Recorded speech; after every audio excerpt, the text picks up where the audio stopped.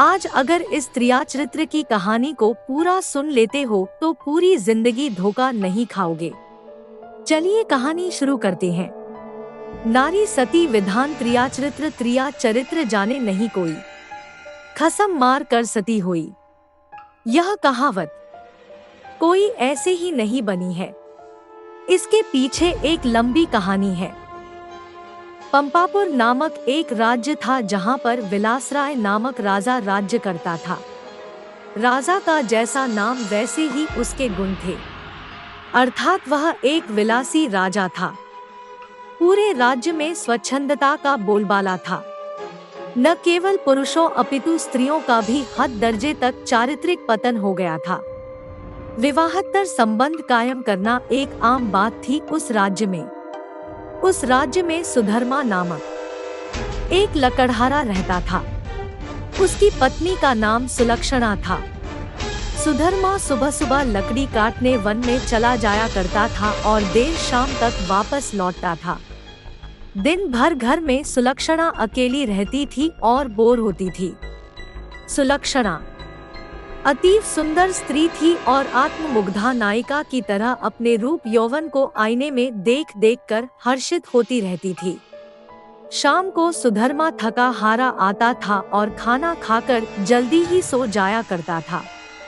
सुलक्षणा घर का काम निपटा कर और सच संवर कर जब तक सेज पर आती थी तब तक सुधर्मा खर्राटों की दुनिया में सैर करने चला जाता था। बेचारी सुलक्षणा मन मसोस कर सेज पर तड़पती रह जाती थी। उसका अतृप्त यौवन खून के आंसू रोने लगता था। घर गृहस्थी का सारा सामान सुलक्षणा ही लाती थी। एक दिन सेठ कहीं गया हुआ था और उसकी दुकान पर उसका नौजवान पुत्र चिंतामणि बैठा था। वह सुंदर तथा बलिष्ठ था। सुलक्षणा उसकी जवानी पर फिदा हो गई। सेठ के बेटे चिंतामणि ने भी सुलक्षणा जैसी सुंदर और सुडौल स्त्री पहली बार देखी थी, इसलिए वह भी सुलक्षणा की ओर आकर्षित हो गया। दो जवां प्यासे दिल मिल गए तो अब बदन मिलना भी आवश्यक हो गया था।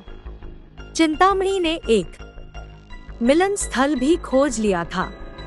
सुलक्षणा रोजाना सुधर्मा के सो जाने पर चिंतामणि से मिलने जाने लगी और वह सुबह होने से पहले वापस आ जाती थी।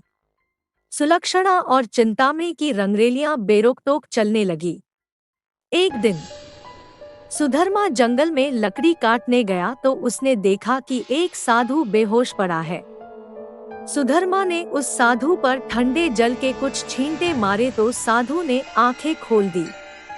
सुधर्मा ने साधु को बैठाया और ठंडा जल पिलाया तो उसमें कुछ जान आई। थोड़ी देर बाद उसे खाना भी खिलाया तो उसके बदन में थोड़ी ताजगी आ गई और वह चहलकदमी करने लग गया। सुधर्मा ने उस साधु से आग्रह किया कि कुछ दिन वह उसका आतिथ्य स्वीकार करे। सुधर्मा के आग्रह को रोक साधु महाराज टाल नहीं सके और शाम को वे साधु महाराज सुधर्मा के साथ उसके घर आ गए। साधु को देखकर सुलक्षणा के तन बदन में आग लग गई। उसे लगा कि अब उसकी चोरी पकड़ी जा सकती है, इसलिए वह साधु को घर में नहीं रखने की जिद पर अड़ गई। सुधर्मा ने उसके सामने समर्पण करते हुए कह दिया कि साधु महाराज बस 1-2 दिन ही रहेंगे। इस पर सुलक्षणा राजी हो गई। रात में सबने खाना खाया और साधु के लिए आंगन में चारपाई बिछा दी। सुधर्मा खाना खाने के तुरंत बाद ही सो गया था, लेकिन सुलक्षणा की आंखों में नींद कहाँ थी, वहाँ तो चिंतामणि की सूरत बसी हुई थी। उसका मन उड़कर चिंतामणि के पास चला गया था, मगर बदन तो सुधर्मा के घर में ही पड़ा था। यौवन को मन से ज्यादा तन की जरूरत होती है। सुलक्षणा को अपना बदन जलता हुआ महसूस होने लगा। उस आग बुझाने के लिए उसे चिंतामणि के सागर की आवश्यकता थी। सुलक्षणा उठी और उसने देखा कि सुधर्मा खर्राटे ले रहा है। तब वह साधु के पास गई। साधु भी चुपचाप लेटा था। सुलक्षणा ने उसे सोता हुआ जाना और फिर वह बन संवर कर चिंतामणि से मिलने के लिए चल दी। साधु एक अनजान व्यक्ति के घर में ठहरा था और सुलक्षणा ने उसे बड़ी मुश्किल से घर में रहने दिया था, जबकि उसने यहाँ रहने के लिए कहा ही नहीं था। सुलक्षणा के व्यवहार को देखकर दाल में जरूर कुछ काला है, साधु महाराज के मन ने कहा, और वह सोचता ही रहा। इसलिए उसे नींद नहीं आई और उन दोनों के क्रियाकलाप देखता रहा। जब सुलक्षणा उसके पास आई तब वह दम साधकर चुपचाप लेटा रहा। उसने सुलक्षणा को बंद संवर कर कहीं पर जाते हुए देख लिया था, मगर वह चुपचाप पड़ा रहा। उसने यह भी देख लिया था कि भोर होने से पहले ही सुलक्षणा वापस आ गई थी। उसे अब सारा माजरा समझ में आ गया था। दूसरे दिन सुधर्मा जब जंगल से लौटा तो साधु ने उसे अपनी पत्नी से सावधान रहने को कहा और यह भी कहा कि उसकी पत्नी किसी से मिलने रात को कहीं जाती है। इस पर सुधर्मा को सुलक्षणा पर बहुत गुस्सा आया और उसने सुलक्षणा को मारा पीटा भी बहुत।